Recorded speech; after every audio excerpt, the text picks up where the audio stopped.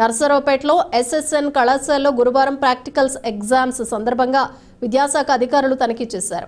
SSN కళాశాలలో జిల్లా intermediate educational officer Neelavathi దేవి విద్యార్థులు ప్రాక్టికల్స్ చేస్తున్న సమయంలో ప్రయోగశాలలను తనిఖీ చేసినట్లు తెలిపారు.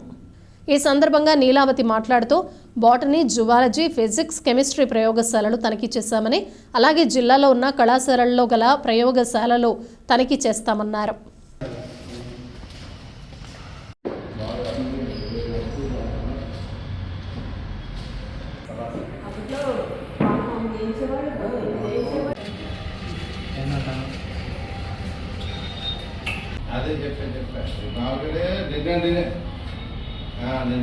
నమస్తే అండి, నేను డిఐఈఓ డిస్ట్రిక్ట్ ఇంటర్మీడియట్ ఎడ్యుకేషన్ ఆఫీసర్ని మాట్లాడుతున్నాను.